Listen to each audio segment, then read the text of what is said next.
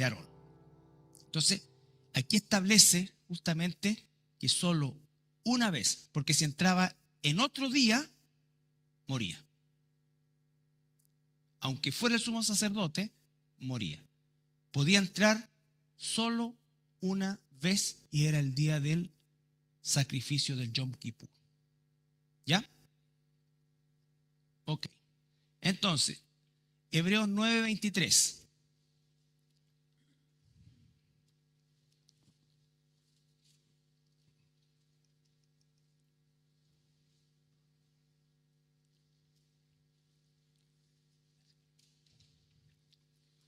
Hebreos volvió de la lesión, Sergito. El miércoles pasado tuvimos que poner al tercer arquero porque el segundo también andaba de viaje. 9:23. Fue, pues, necesario que las figuras de las cosas celestiales fuesen purificadas así, pero las cosas celestiales mismas con mejores sacrificios que estos. Ya. Entonces lo primero que va a decir es que todo lo que se hizo antes, desde Aarón hasta el último sumo sacerdote y sacerdote que estuvo en la tierra de Israel, porque hoy día en Israel no hay sacerdotes, hay rabinos, es otra cosa. Entonces, muchas gracias, para que haya sacerdotes tiene que haber ¿qué cosa? Templo, ¿ya? Entonces, cuando desaparece el último sacerdote. Ahora, todo eso era una figura que apuntaba a Cristo. Por eso dice, fue necesario que las figuras de las cosas celestiales fueran purificadas, que era esto de bañarse, de colocarse, de todas estas cosas. Pero las cosas celestiales mismas con mejores sacrificios que estos. Cuando usa el plural ahí, mejores sacrificios, porque vamos a hablar de aquí en adelante de los sacrificios espirituales, ¿no es cierto? Todo eso lo vamos a entender. Ya. Ahora, Hebreos 4:14.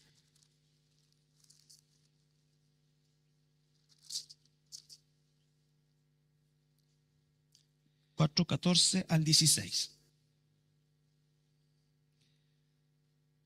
Por tanto, teniendo un gran sumo sacerdote que traspasó los cielos, Jesús, el Hijo de Dios, retengamos nuestra profesión.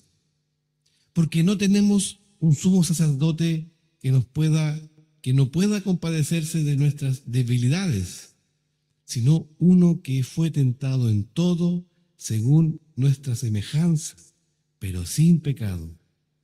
Acerquémonos, pues, confiadamente al trono de la gracia para alcanzar misericordia y hallar gracia para el oportuno socorro. Ya. Entonces dice que tenemos un gran sumo sacerdote que traspasó no el velo del tabernáculo o del templo, sino que traspasó los cielos. Llegó al trono de Dios, al verdadero. Recuerdan que cuando Dios le dijo a Moisés que construyera un tabernáculo, le mostró el modelo del cielo, ¿no es cierto? Entonces, ese mismo modelo, o lo que se hizo ahí, tiene la figura del que está en el cielo, pero el que está en el cielo es el verdadero. Esta es una figura, ¿ya? Los sacrificios que hicieron los sacerdotes durante todos los siglos que estuvo Israel, todos ellos eran una figura. 9:24.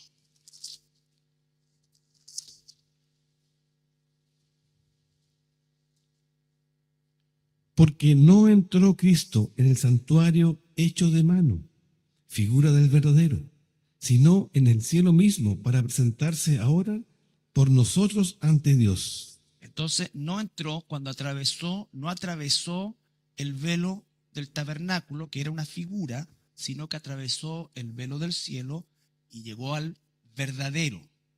El que estaba acá era una figura del verdadero. Entonces, en función de eso, en el antiguo pacto, el sacrificio eran con animalitos, la sangre de animalitos. El nuevo pacto, el pacto renovado, sangre de Jesús. no es que este no valiera. Esta era una figura del definitivo. ¿Ya? Calidad del sacrificio era un sacrificio insuficiente. Se ofrecía una y otra vez, una y otra vez. En cambio, una sola vez. Cantidad de sacrificio, infinidad. Jesús, uno. Pero se dan cuenta que los ítems son los mismos. El punto es que esto era la figura y esto era, ¿no es cierto?, lo verdadero, lo definitivo. Efectividad por un día o por un año. Para siempre. Acción y resultado, perdón temporal, perdón definitivo. ¿Ya?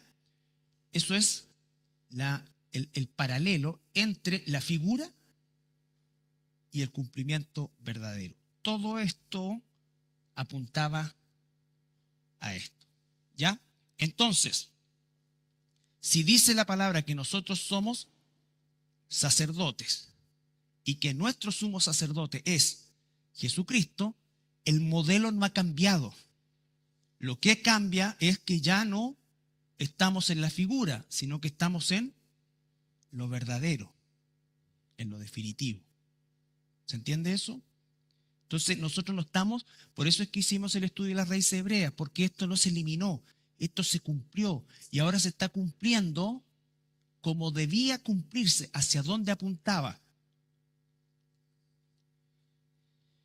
Veamos, en Primera de Pedro.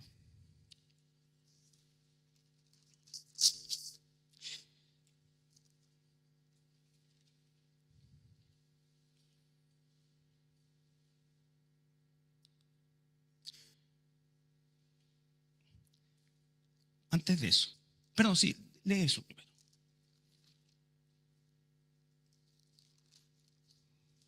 Primera de Pedro 2, 4 y 5. Acerquémonos a él, piedra viva, desechada ciertamente por los hombres, mas para Dios escogida y preciosa. Vosotros también, como piedras vivas, sed edificados como casa espiritual y sacerdocio santo, para ofrecer sacrificios espirituales aceptables a Dios por medio de Jesucristo. Ya, otra vez. Acerquémonos a él. Pausa. Ahora nos podemos acercar confiadamente a Él. No necesitamos un sacerdote, no hay un intermediario humano como lo era en el Antiguo Testamento, que era la figura. ¿Por qué? Porque ahora nosotros somos sacerdotes. Nos acercamos confiadamente. ¿Ya?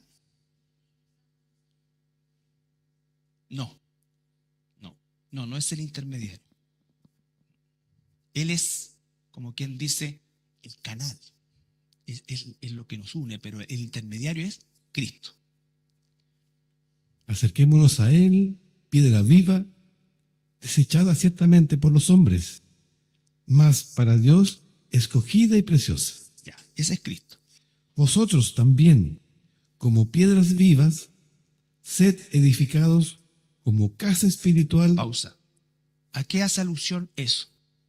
Al templo, ¿no es cierto? Entonces tenemos sacerdote, templo, y sacerdocio santo, sacerdocio santo. para ofrecer sacrificios espirituales aceptables a Dios por medio de Jesucristo. Ya, entonces lo mismo, sacrificios, pero espirituales, aceptables a Dios por medio de ¿quién es nuestro mediador? El Señor Jesucristo, ¿no es cierto? Hay un solo Dios, un solo mediador entre Dios y los hombres. Nosotros nos acercamos al trono de la gracia como sacerdotes a nuestro sumo sacerdote, ¿no es cierto? A nuestro sumo sacerdote. Ahí, ¿no es cierto? Ok. Ahora, Hebreos capítulo 8, no está acá. Momento, es para la próxima semana. Ahí está. Hebreos 8:1.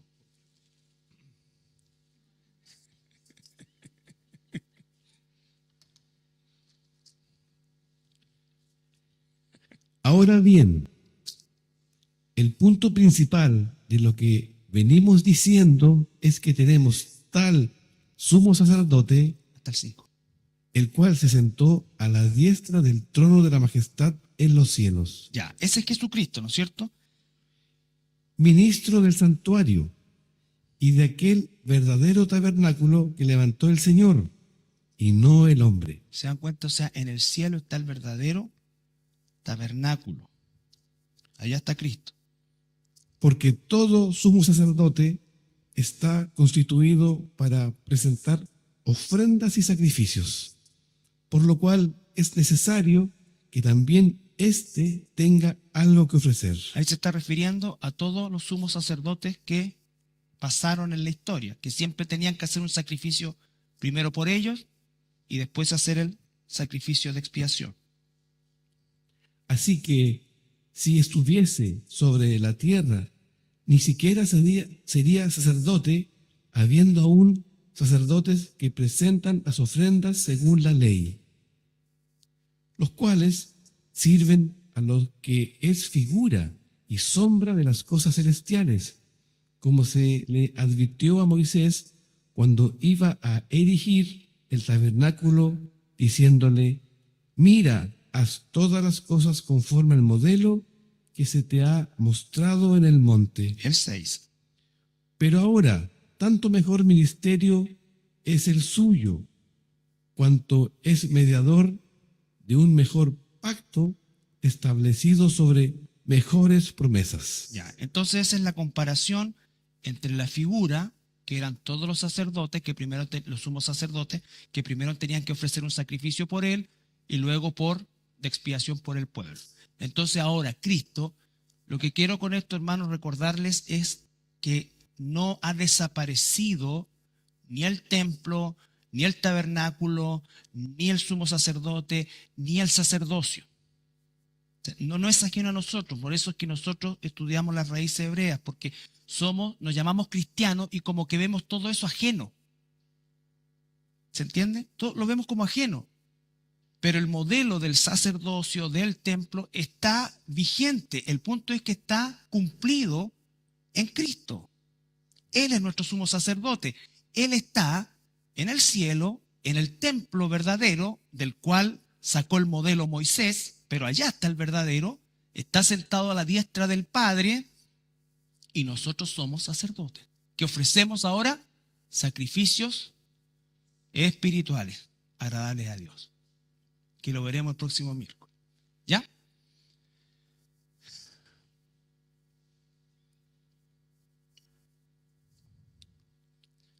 Jesús, nuestro sumo sacerdote. Vamos a ver Hebreos 5. 1. Todas estas secciones, después usted, antes de ver el reality, o en vez de ver el reality mejor, puede estudiarlo en mayor profundidad. ¿Cómo es la cuestión? Porque todo sumo sacerdote PH.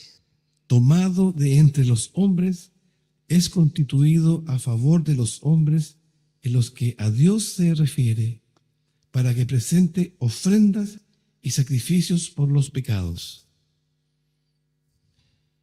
para que se muestre paciente con los ignorantes y extraviados, puesto que Él también está rodeado de debilidad. Y por causa de ella debe ofrecer por los pecados, tanto por sí mismo como también por el pueblo. Y nadie toma para sí esta honra, sino que es el que es llamado por Dios, como lo fue a Aarón. Así tampoco Cristo se glorificó a sí mismo, haciéndose sumo sacerdote, sino el que le dijo: tú eres mi hijo, yo te he engendrado hoy. Como también dice en otro lugar: tú eres sacerdote para siempre, según el orden de Melquisedec. Y Cristo, en los días de su carne, ofreciendo ruegos y súplicas con gran clamor y lágrimas al que le podía librar de la muerte, fue oído a causa de su temor reverente. y aunque era hijo, por lo que padeció, aprendió la obediencia, y habiendo sido perfeccionado, vino a ser autor de eterna salvación para todos los que lo obedecen, y fue declarado por Dios sumo sacerdote según el orden de Melquisedec. Ya. Bueno, aquí tenemos el contraste entre los sumos sacerdotes terrenales y el sumo sacerdocio de Jesús, ¿no es cierto? El versículo 9 dice que, habiendo sido perfeccionado, vino a ser autor de eterna salvación para todos los que le obedecen. Esa es la clave. Y fue declarado por Dios sumo sacerdote según el orden de Melquisedec. No vamos a tratar hoy día ese tema, pero Melquisedec es un personaje del Génesis, ¿ya? Melquisedec es un personaje que todavía no logra ponerse de acuerdo. Muchas veces los teólogos no se dan vuelta en muchas cosas, pero lo concreto es que el orden de Melquisedec era, en primer lugar, que Melc es rey, o Melec, y Sedec era la zona de donde supuestamente era, zona que estaba muy lejos de ahí. Entonces, él era rey y sacerdote. Y entonces Jesús es ese tipo, porque un sumo sacerdote no era rey. Melquisedec es rey, o era rey, y sumo sacerdote, ¿ya? Y además de eso, ¿cuál era la tribu que Dios dispuso como los sacerdotes y sumos sacerdotes? Leví. ¿Y de qué tribu era Jesús? Judá. Melquisedec no era de la tribu de Leví. No era de la tribu de Leví. Entonces es un sumo sacerdote rey que no era de la tribu de Leví, porque la tribu de Leví fue establecida para el sacerdocio terrenal, el sumo sacerdote terrenal. Porque la pregunta es hoy día, ¿de qué tribu somos nosotros? Efraínita en un sentido, ¿no es cierto? Correcto. Pero no somos levitas. No somos levitas. ¿Por qué? Porque el sacerdocio actual es un sacerdocio espiritual y es un sacerdocio que está en función del sumo sacerdote que es Jesús. ¿Ya? Que es Jesús. La obra del sumo sacerdote. Hebreos 9, 24, 28.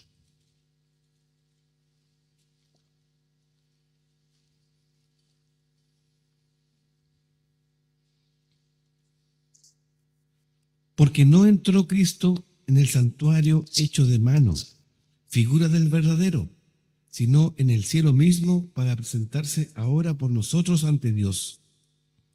Y no para ofrecer muchas veces, como entra el sumo sacerdote en el lugar santísimo, cada año con sangre ajena. Pausa. Recuerden que todo el libro de Hebreo es un contraste entre la figura y el verdadero. ¿Ya? La figura y el verdadero, que es Cristo. De otra manera, le hubiera sido necesario padecer muchas veces desde el principio del mundo, pero ahora, en la consumación de los siglos, se presentó una vez para siempre por el sacrificio de sí mismo para quitar de en medio el pecado. Y de la manera que está establecido para los hombres que mueran una sola vez y después de esto el juicio. Así también Cristo fue ofrecido una sola vez para llevar los pecados de muchos y aparecerá por segunda vez sin relación con el pecado para salvar a los que le esperan. Que somos todos nosotros, ¿no es cierto? Entonces dice que Cristo es nuestro sumo sacerdote. Él una sola vez se sacrificó, un sacrificio suficiente, total y absoluto, y entonces ahora está establecido para los seres humanos que una sola vez que mueren y después viene un juicio, ¿no es cierto? Y ese juicio es en función de qué cosa, de si tiene a Cristo o no tiene a Cristo, ¿no es cierto? Ese es, digamos, el corte. ¿Está en Cristo o no está en Cristo? Ahí se acaba la pregunta, o ahí se soluciona la pregunta de qué pasa después de la muerte, o qué pasa conmigo, qué pasa con esto, ¿no es cierto? Dice Dios, hay dos lugares, ¿Y quién es el único mediador? Jesucristo, ¿no es cierto? Él es el sumo sacerdote. Por eso dice que viene ofrecido una sola vez para llevar los pecados de muchos. Y yo espero en el Señor que esos muchos sean muchos. No dice todos, pero son muchos. Y aparecerá por segunda vez sin relación con el pecado. ¿Por qué? Porque ya apareció la primera vez en relación con el pecado. Ya vino a pagar el pecado para tomar su lugar como sumo sacerdote y establecer un sacerdocio santo que hiciera sacrificios espirituales. ¿Ya?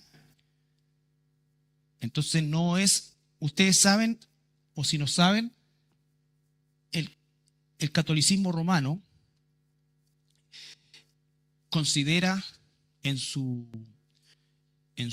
doctrina, en su canon, considera, o el dogma de fe es que efectivamente el sacerdote, por eso es que es el sacerdote, utiliza qué cosa, dice que esa hostia se convierte realmente en el cuerpo de Cristo. De hecho, dice el Concilio de Trento que si tú no lo crees, eres maldito, ¿no es cierto? Y realmente lo sacrifica y realmente la copa de vino se transforma en la sangre de Cristo. Ese proceso se llama en su transubstanciación, ¿no es cierto? La transformación de la sustancia en Jesucristo, ¿ya? Entonces, lo que hace en verdad el sacerdote, obviamente, supuestamente, pero en su doctrina tengo que creerlo así, que él repite el sacrificio. Por eso dice, orad hermanos para que este sacrificio medio vuestro sea agradable a Dios Padre. Y la gente, eso, ¿no es cierto? Esa situación, están ellos ahí partiendo a Cristo, comiéndose a Cristo y bebiendo la sangre de Cristo, ¿cierto? Cuando el cura te pone al lado te dice, el cuerpo de Cristo. ¿Ya? Eso es la transubstanciación. Si un católico no cree que eso es real, que se está comiendo a Jesús, entonces es, dice el Concilio de Trento, anatema. ¿Ya? Anatema. No, Cristo entró una vez y para siempre. La cena del Señor no es eso. Por si acaso, la cena del Señor es un memorial. Recordamos con un trozo de pan y con un poco de vino el sacrificio de Cristo. El sacrificio de Cristo. ¿Ya? Jesús dijo, este es mi cuerpo entregado por ustedes. ¿Entendemos el lenguaje de Jesús? Claro, porque Jesús también dijo, yo soy la puerta. Y no es que él tenía una perilla acá, ¿no es cierto? O yo soy el camino, no era una huella. Entonces, entender eso es de dos dedos, pero bueno, necesitamos nosotros saber esto. La cena del Señor es otra cosa. Ese es un memorial. No estamos repitiendo el sacrificio, estamos recordando el único sacrificio, con los dos únicos elementos que Él nos dejó. Entonces, el sumo sacerdote, Jesús, nuestro sumo sacerdote. Ahora, la obra de Jesús, capítulo 10, versículo 1. ¿Sí? ¿Dónde está? ¿Quién? Prende la luz, hijo, no te veo.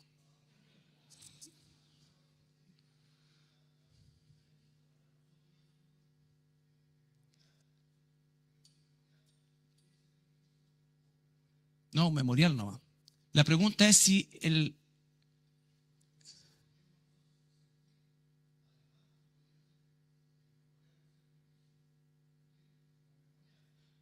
No, es que memorial de por sí es un recuerdo.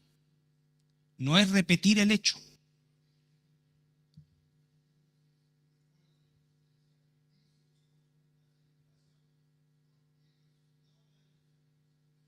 No, es un recuerdo del sacrificio. Es un acto de contrición. Ya, es un acto de contrición, ¿cierto? Sí, es que por eso digo, son palabras que se usan en un contexto normalmente donde no se, ¿cómo decirlo? No se usan nomás, pero no tienen concordancia con esto. Nosotros no celebramos la muerte de Cristo, nosotros recordamos la muerte de Cristo. La muerte de Cristo debería ser un acto de contrición para nosotros.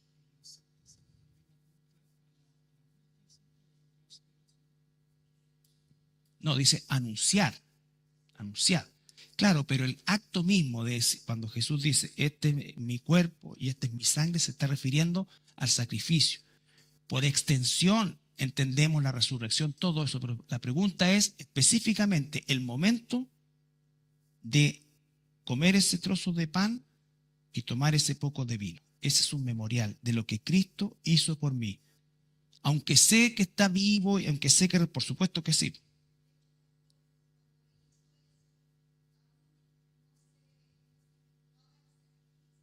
Correcto. Apuntaba al sacrificio. Exacto. Y sigue siendo una figura. Sigue siendo una figura. Ya. Capítulo 10, versículo 1 al 12. No sé si vamos a leer todo. Porque la ley, teniendo la sombra de los bienes venideros, no la imagen misma de las cosas, nunca puede, por los mismos sacrificios que se ofrecen continuamente cada año, hacer perfectos a los que se acercan. De otra manera, cesarían de ofrecerse, pues los que tributan este culto limpios una vez no tendrían ya más conciencia de pecado. Pero en estos sacrificios cada año se hace memoria de los pecados, porque la sangre de los toros y de los machos cabríos no puede quitar los pecados. ¿Está claro? Entonces lo que está aclarando aquí el escritor es que aunque se hicieron todos esos sacrificios, eran una figura, porque nunca uno puede pensar que la sangre de un animal va a quitar el pecado. Eso era una figura del sacrificio de Cristo. Entonces ahora va a explicar. Por lo cual, entrando en el mundo, dice, sacrificio y ofrenda no quisiste. Pausa. Sacrificio y ofrenda del antiguo pacto no quisiste. Mas me preparaste cuerpo, holocaustos y expiaciones por el pecado no te agradaron. Entonces dije, he aquí que vengo, oh Dios, para hacer tu voluntad, como en el rollo del libro está escrito de mí. ¿Quién dice esas palabras?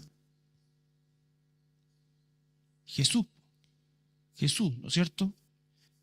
Diciendo primero, sacrificio y ofrenda y holocaustos y expiaciones por el pecado no quisiste, ni te agradaron, las cuales cosas se ofrecen según la ley. Y diciendo luego, he aquí que vengo, oh Dios, para hacer tu voluntad, quita lo primero para establecer esto último. Quita lo primero. ¿Qué era lo primero? La figura, ¿no es cierto? En esa voluntad somos santificados mediante la ofrenda del cuerpo de Jesucristo, hecha una vez para siempre. Y ciertamente todo sacerdote está día tras día ministrando y ofreciendo muchas veces los mismos sacrificios que nunca pueden quitar los pecados. Pero Cristo, habiendo ofrecido una vez para siempre un solo sacrificio por los pecados, se ha sentado a la diestra de Dios. Ya. Entonces todo eso es el contraste entre toda la figura y el sacrificio de Cristo. Yo sé que esto es denso, ¿ya? Pero es para entender bien el rol del sacerdote que somos hoy día, y la próxima semana, que no va a estar el Jonathan, vamos a ver los sacrificios espirituales. ¿Ya? Va a estar re bueno, ¿no? Ya. Entonces, ¿dónde está Cristo ahora? Sentado a la diestra del Padre. ¿Y ahí qué está haciendo? Juan 14:6.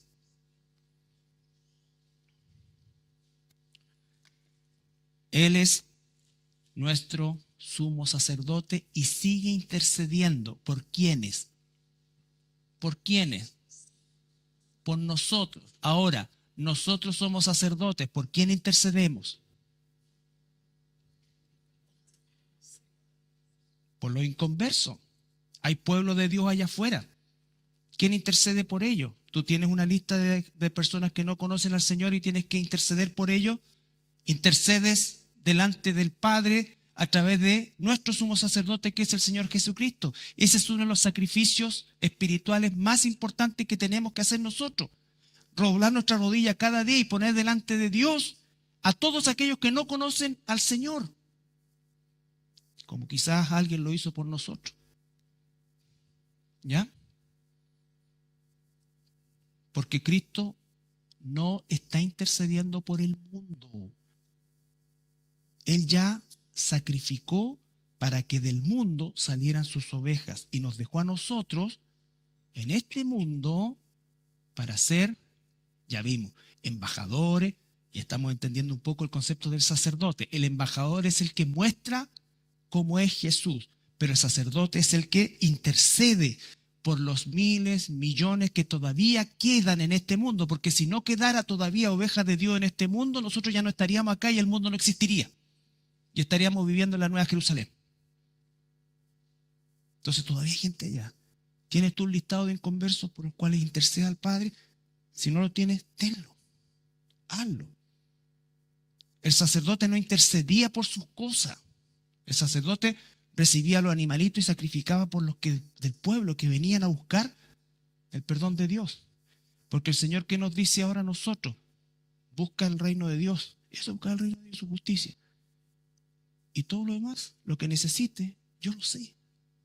Yo te lo doy. No me tienes que decir a cada rato y dame eso, Señor, y por favor, y que me salga, Señor, tú conoces, tú sabes la situación en que estoy. Claro que sé. Entonces gastáis los 3 minutos de oración diario en pedir para ti. Entonces no haces el oficio de sacerdote. El oficio de sacerdote es interceder. Mi papá, mi mamá, mi esposo, mi esposa, mis hijos, mi abuelo, Jerusalén, Samaria y lo último la tierra. Los cercanos, los medianamente cercanos y los lejanos, todos los días. Todos los días. ¿Cómo eran los sacrificios de los sacerdotes? Todos los días. Todos los días estaban sacrificando, todos los días. Una vez al año el sumo sacerdote por todo el pueblo que los incluía a ellos. Pero los sacerdotes todos los días estaban sacrificando. Ya, Juan 14:6. ¿Sí?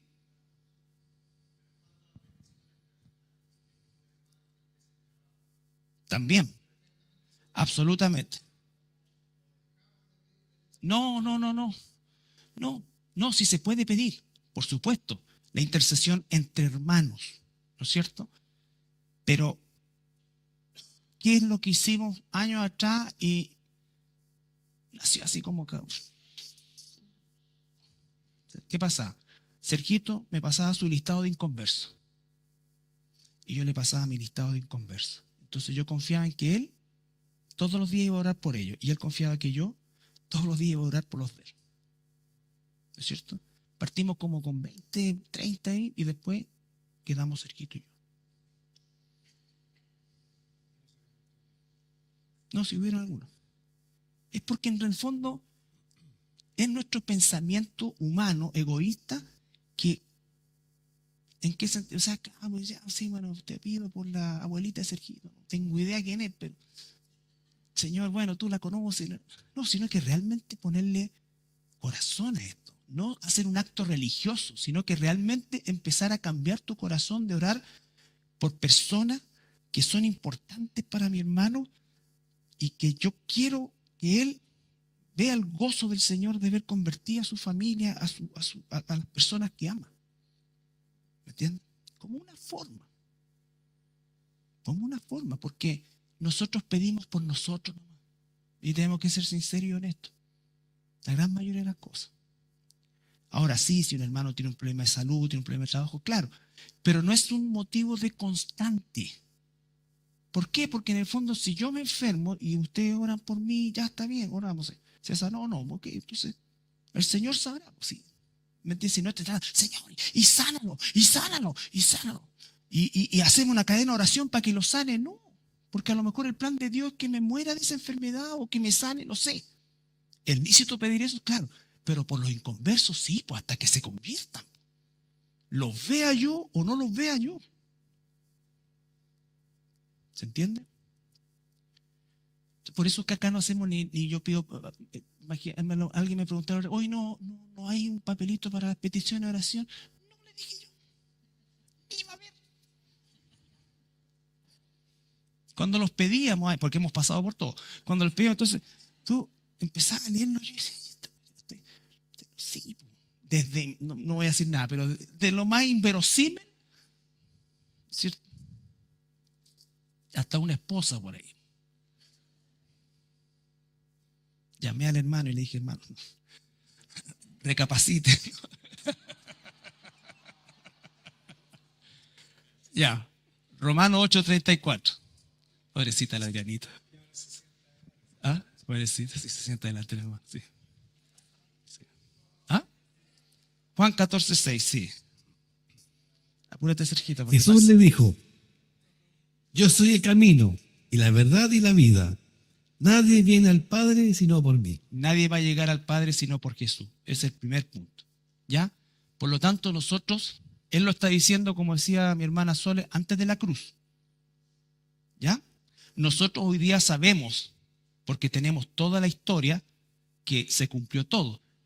Pero por eso es que no debemos mirar a veces con tanta rigor a aquellos que rechazaron a Jesús inicialmente, porque ellos escuchaban a un hombre común y corriente decir esto. ¿Ya? Romanos 17:9. Romanos 17:9. Bueno. Romanos 8:34.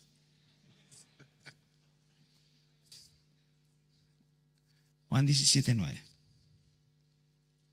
Yo ruego por ellos, no ruego por el mundo, sino por los que me diste. Pausa. Repite. Yo ruego por ellos, ¿Quiénes son ellos? no ruego por el mundo, Pausa. ¿Queda claro? No ruega por el resto. Para eso nos tiene a nosotros acá. Para eso Sí. estamos nosotros acá. sino por los que me diste, porque tuyos son. Ahí está, ¿no es cierto? Yo ruego por ellos. Él está sentado a la diestra del Padre como sumo sacerdote de sus sacerdotes, intercede por nosotros para que sus sacerdotes intercedan por el mundo. Entonces, ese es el orden. Ese es el orden. Esa es la razón por la cual el Señor, ¿no es cierto?, nos estableció como, leímos al principio, real sacerdocio. ¿Por qué somos un real sacerdocio? No porque nosotros seamos reales, sino porque somos sacerdotes de el sumo sacerdote rey del tipo Melquisedec, que es Jesús. Romanos 8:34. ¿Quién es el condenará? ¿Quién es el que condenará? Cristo es el que murió. Más aún, el que también resucitó, el que además está a la diestra de Dios, el que también intercede por nosotros. Otra vez, reafirma lo que dice Juan. Otra vez leo. ¿Quién es el que condenará? Cristo es el que murió, más aún el que también resucitó, el que además está a la diestra de Dios, el que también intercede por nosotros. Nosotros. No el mundo, nosotros. Hebreos, por eso nos dice, ustedes son la luz del mundo, ustedes son la sal del mundo.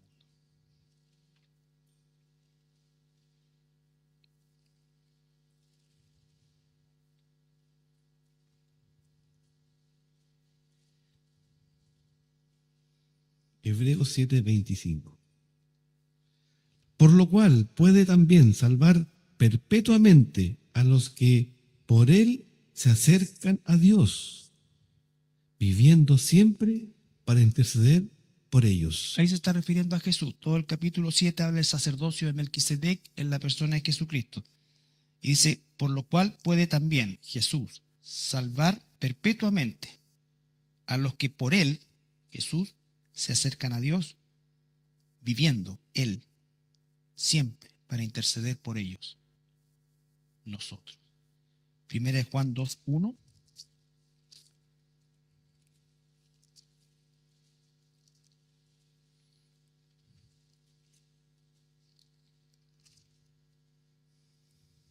Hijitos míos, estas cosas os escribo para que no pequéis. Y si alguno hubiere pecado, abogado tenemos para con el Padre, a Jesucristo el justo. Ya, pero esto va referido a hijitos míos, hijitos míos, os escribo para que no pequéis. Eso debe ser nuestra lucha, no pecar. Pero si pecamos, nuestro Padre, ¿no es cierto? Perdón, nuestro sumo sacerdote actúa también como un intercesor para limpiar nuestros pecados, como un defensor. ¿Ya? Ok. La próxima semana vamos a empezar esta parte, a partir de Romanos 12:1. Sacrificio espiritual. Entendemos nuestra labor como sacerdotes, que es interceder por el mundo. Recorrimos desde, pero así, totalmente flash, todo lo que era un poco el significado del sumo sacerdote en el Antiguo Testamento y los sacerdotes, el oficio, y cómo eso sigue vigente como tal, pero no en la figura, sino que en el verdadero. Y tenemos que ahora terminar entendiendo el sacerdocio nuestro, el real sacerdocio nuestro, a partir de entender bíblicamente a qué se refiere con sacrificio espiritual. ¿Ya? Sí.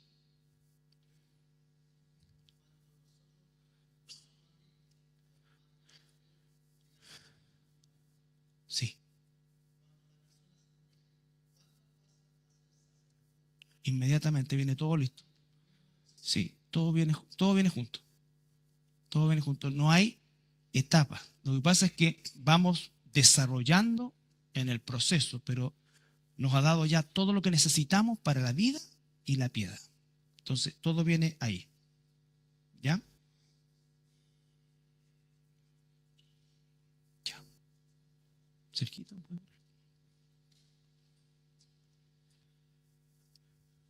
Gracias, Padre, por este estudio del día de hoy. Gracias por ser tus hijos. Gracias por ser ovejas de tu prado. Gracias por tener un sumo sacerdote, Padre. Y hemos escuchado de tu voz, Señor, y gracias, Señor, porque también nos permite ser sacerdotes, Padre. Perdona las tantas veces que no te creemos, Señor, que no aplicamos esta palabra. Perdona las tantas veces que no oficiamos el oficio de sacerdotes, Padre. Nos olvidamos de los inconversos, nos olvidamos de aquellos que no te conocen, nos olvidamos de que el destino de las personas es que no te tienen, que no han nacido de nuevo, es el infierno y el lago de fuego por la eternidad, por la eternidad, por la eternidad. Perdona, Señor, tantas veces que hay otros intereses y no los intereses de tu reino, no los intereses que tú has dispuesto que nosotros trabajemos, que nos esforcemos, que dediquemos tiempo, Padre. Y no queremos estar con vergüenza delante de ti un día, Padre, por esto. Y que esta palabra tuya del día de hoy, Señor, nos cambie, nos transforme. Te pedimos perdón, Padre, una vez más por esto. Y que eso sea una manifestación de arrepentimiento sincero, cambiando nuestros tiempos, nuestra agenda, nuestros intereses, nuestros deseos, Señor. Y qué mejor alegría espiritual, qué mejor gozo en nuestro corazón que hacer tu voluntad. Y dentro de eso es interceder por aquellos que no te conocen, cumplir con el oficio de sacerdote, Padre, y todo por agradecimiento, y todo por obediencia, y todo por amor a ti.